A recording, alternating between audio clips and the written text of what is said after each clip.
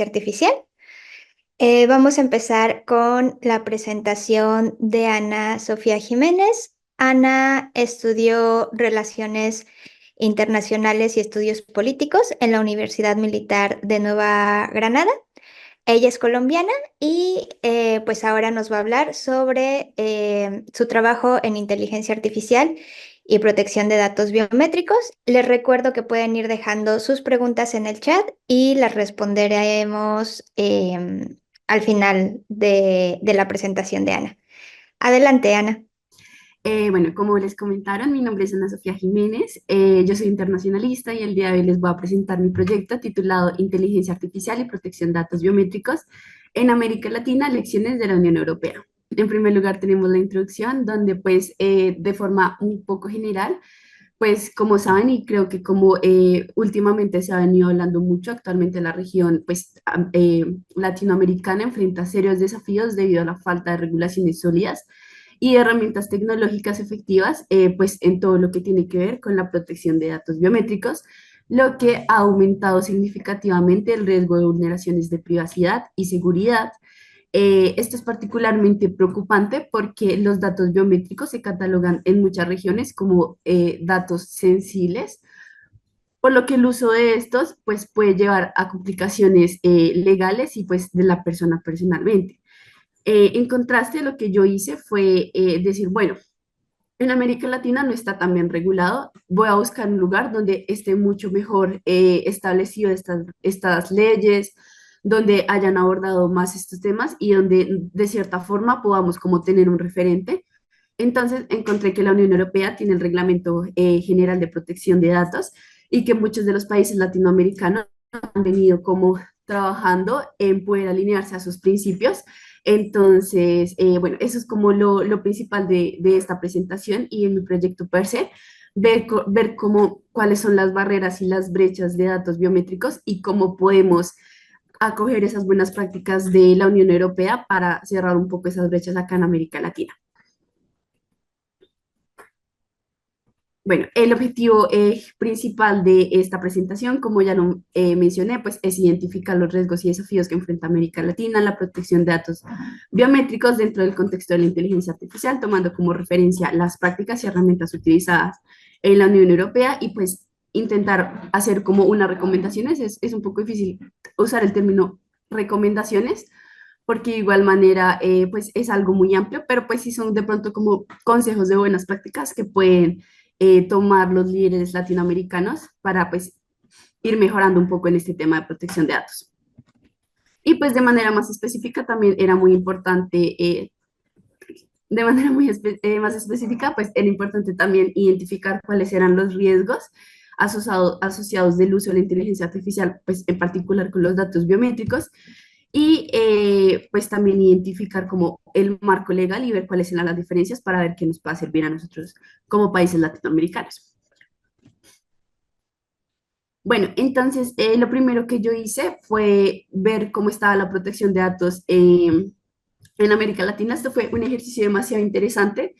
porque uno muchas veces piensa como acá no hay regulaciones, pero sí hay regulaciones en países como por ejemplo Uruguay, Argentina y México, Brasil también, ya han venido como adaptando muchos principios. Entonces fue interesante ver cómo hay unos países en la región que han avanzado mucho, mientras países como Honduras y Bolivia siguen en, pues como muy incipiente la regulación. Entonces, eso fue lo primero como que identifiqué, ver cómo estaban, lo que les digo. Muchas inspiraciones de las leyes acá en América Latina se han dado siguiendo la influencia del Reglamento General pues, de Protección de Datos de la Unión Europea, lo que también nos permite analizar cómo que listo, ya acá en América Latina se está hablando sobre este tema y desde América Latina también podemos invitar a toda la región a empezar a adaptarse porque puede que en este momento no lo vamos algo, como algo tan necesario y prioritario porque hasta ahora y hasta este momento siguen promoviendo de pronto mucho el uso de la inteligencia artificial y los datos biométricos, pero en un punto en la agenda, en un punto futuro en la agenda y desde ya, pues va a empezar a ser un tema que tiene que ser de importancia en la agenda pública y también en las políticas públicas. Entonces me parece interesante que ya tengamos casos de referencias como Uruguay para poder seguirlos y pues que tengamos un referente acá regional me parece muy importante ya que da un impulso a los otros países latinoamericanos para seguir, para alinearse, para hacer legislaciones conjuntas, cosa muy importante cuando se tratan de estos temas. También, pues, de igual manera se subraya como la urgencia de mejorar las prácticas y la gestión de datos, porque sigue siendo, o sea, lo que les cuento, hay países donde este tema no se ha abordado, donde, por ejemplo, no tienen ni siquiera una definición de qué son datos biométricos. Entonces, pese que algunos han avanzado, de igual manera, como la ruta que falta es, pues, muy grande. En cuanto a los riesgos, con Sandra también, que fue principalmente en esto, sentíamos que era muy importante, en primer lugar de todo, decir como, bueno, ¿cuáles son los riesgos? O sea, ¿por qué necesitamos evaluar esto? ¿Por qué necesita haber una regulación? Encontramos muchos, pero estos fueron los principales. Está la falta de transparencia y control, que es un problema destacado, la inseguridad de los datos, el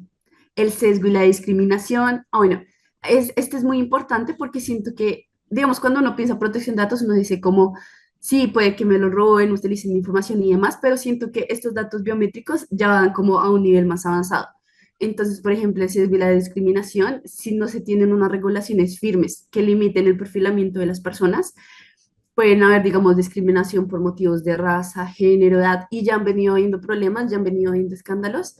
Eh, por eso es tan importante que se regule y también uno de los principales riesgos es el uso gubernamental de datos biométricos sin consentimiento. Digamos que hoy en día es eso. Yo siento que uno lo asocia más como, ay, sí, justo como que pensé o dije algo en voz alta, algo que quería comprar y al otro día me salió, pero el uso de estos datos puede llegar a ser muy influyente, por ejemplo, en países dictatoriales, donde pueden hacer perfilamientos de las personas según sus características y pues puede ayudar a promover más pues, estos países que no son democráticos. Y siento que son cosas que uno no ve de pronto tan importantes cuando piensa en esto, pero pues son de los principales temas y por lo que se necesita también hacer como un gobierno digital en América Latina que incluya estos temas como los datos biométricos.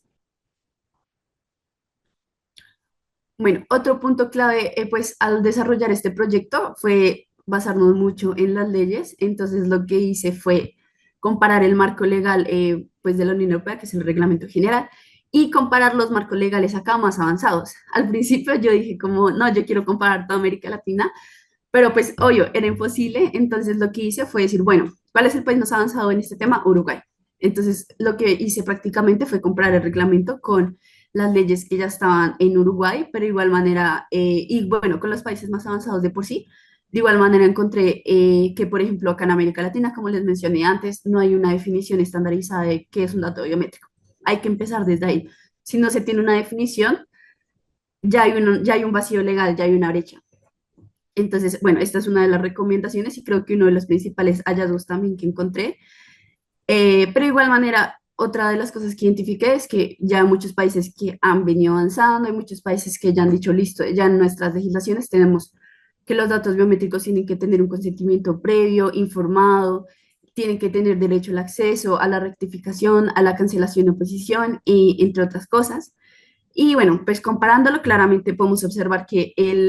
la Unión Europea tiene un marco mucho más robusto, que tiene sus definiciones bien claras, que tiene sus definiciones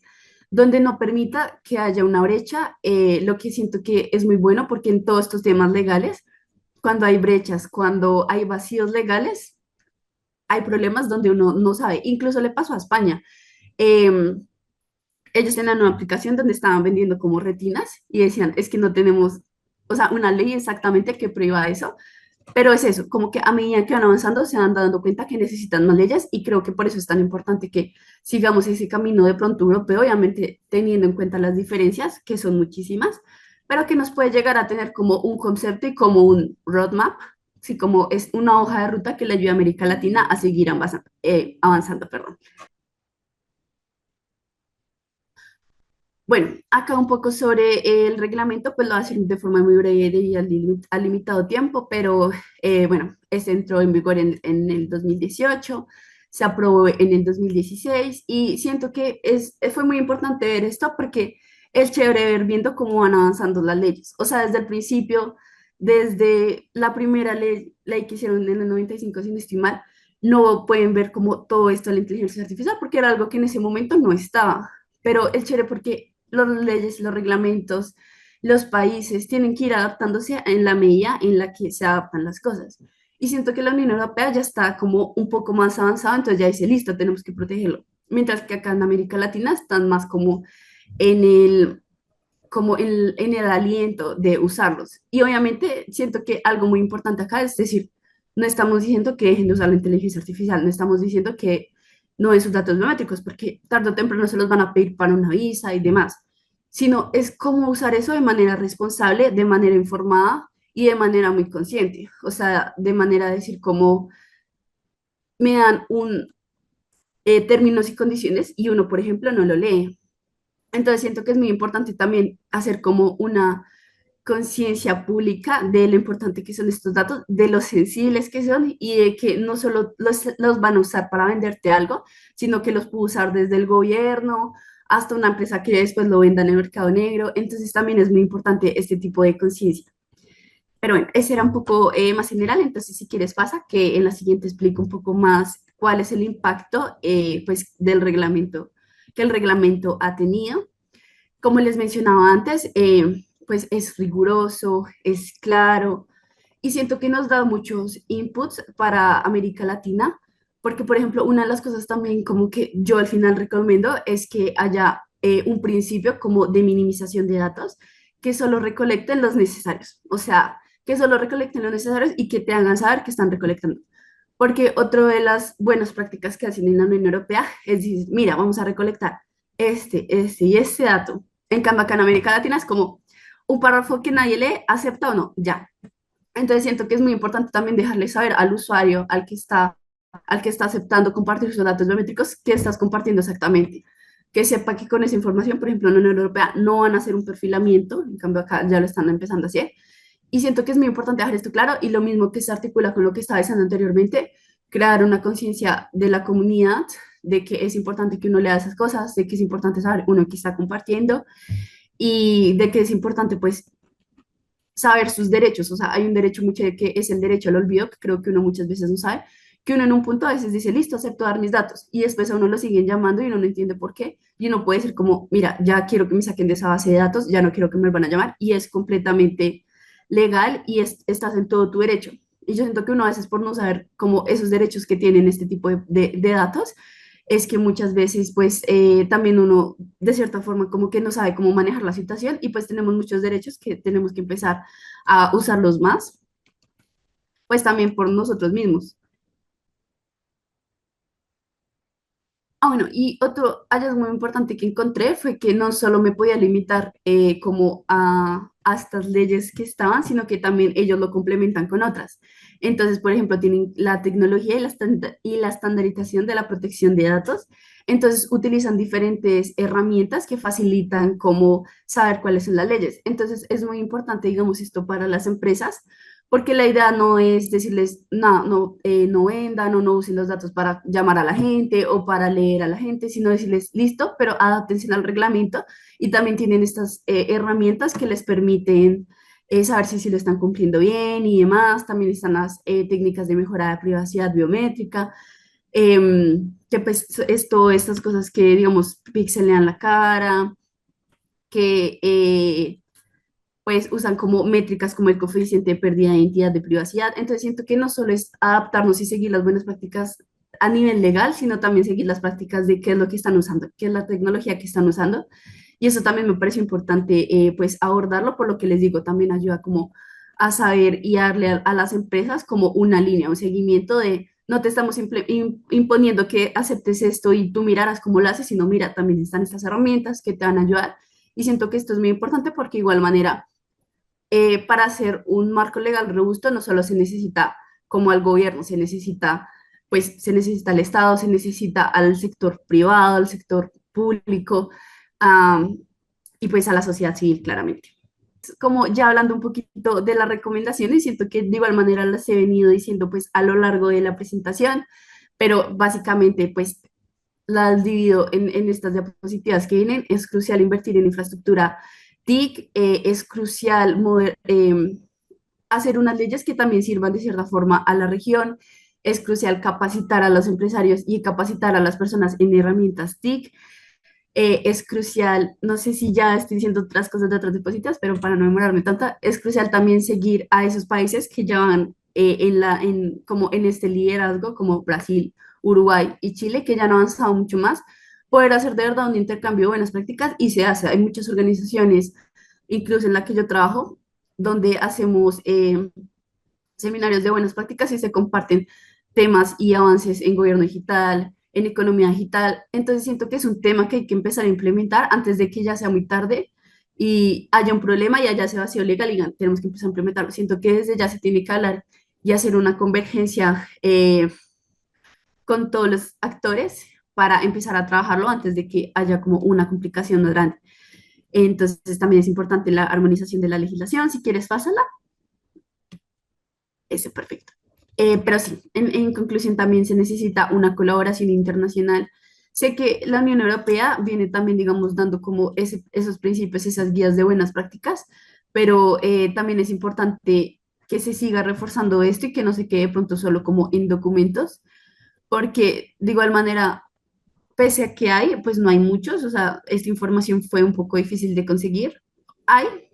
pero siento que se sigue, o sea, se sigue teniendo que trabajar en esto, en estos temas tan específicos, porque pues de igual manera uno va a encontrar muchas cosas de protección de datos normales, pero cuando ya sea como datos biométricos, ya es pues algo más difícil. Eh, eh, pero pues sí, siento que la colaboración internacional es muy importante, la armonización de las legislaciones nacionales demasiado importante y los programas de formación siento que nos van a ayudar a tener un marco legal más robusto y empezar a crearlo en los países donde no los hay, como Bolivia, Honduras y demás.